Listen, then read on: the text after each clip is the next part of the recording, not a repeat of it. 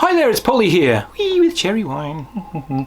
I've been at a Bollywood dance audition, which is why I'm off for Berkeley today. So look, I talked to you about the Fletcher Pratt Naval Wargame. Now, this was incredibly popular, and it's actually from a branch of wargaming that's died out, tragically died out. The first wargames, like Little Wars and Fletcher Pratt's and so on, they did not use randomization to create results. They were very, very against that idea.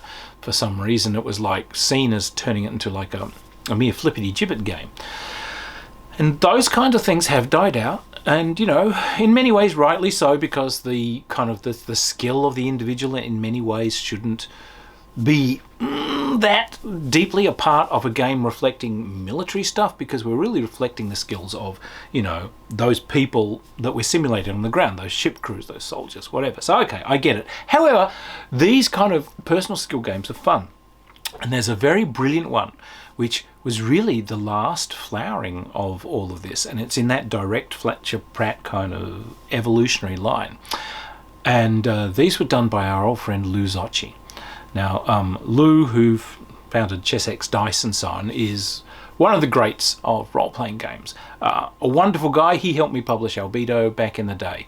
Lovely guy. Lou, you're a legend. But he did this amazing game. Now, what you'll find is a thing called Alien Space. Reeling back slight from Alien Space, he did a thing called the Starfleet Battle Manual, which was like an alpha version of this game, which used Star Trek ships.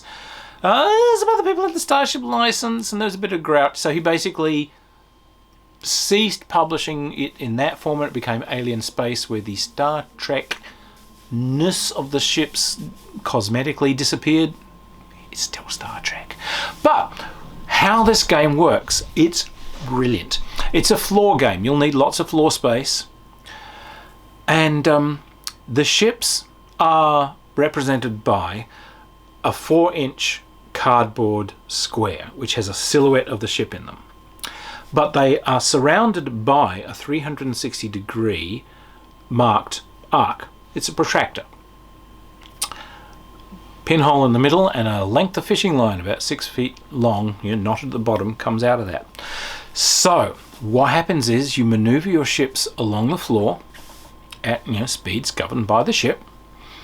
When it's time to fire the blazers, not phasers, you write down the angle that you are going to fire at. You then, you know, hold that ship down so it's nice and steady.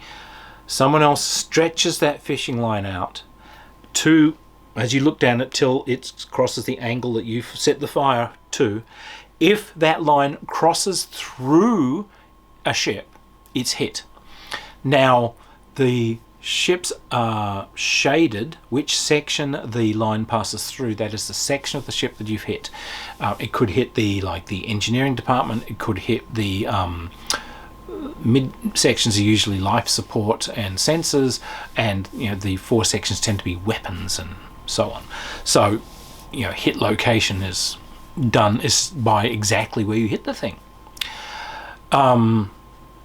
So you have energy generated by the ship's engines. This goes into driving your ship along at warp, or you can use it to power shields, or you can use it to power weapons. So you've got an energy budget you've got to use.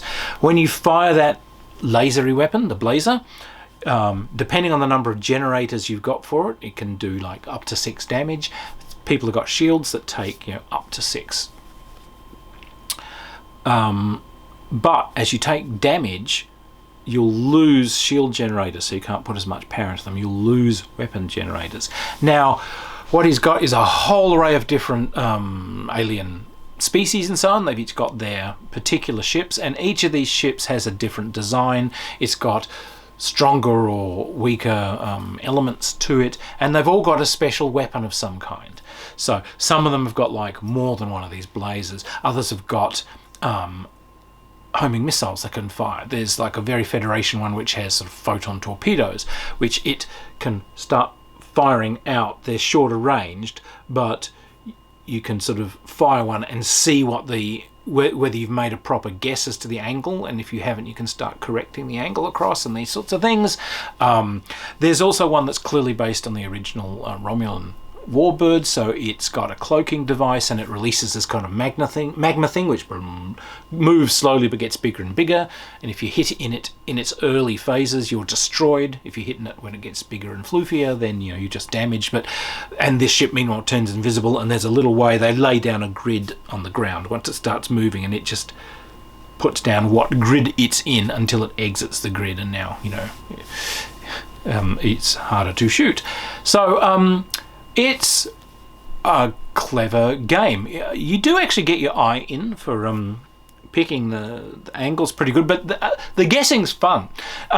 Interesting thing about these rules is that there are notes down the side for teachers. This game has been very clearly used as an aid in schools, teaching younger kids about angles. And well done, Lou.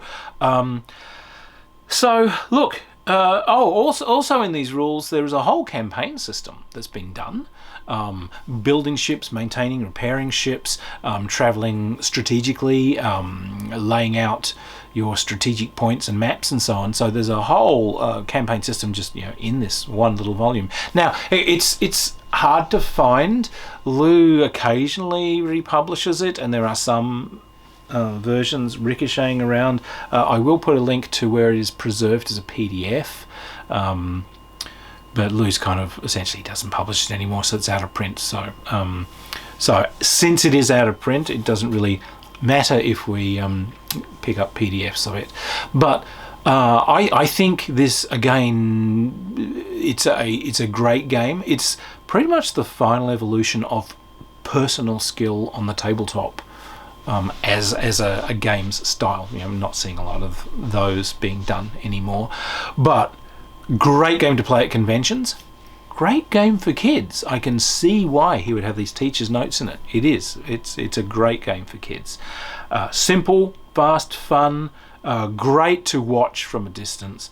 And I think it kind of deserves to come back. At least as something that's played at conventions, where people can see these wonderful, marvellous things that sort of have dropped out of fashion, but still great fun. So anyway, I'll give you a link. Get out there, have a look. So cheers, everyone. If you like the videos, yay, like and subscribe. Bye.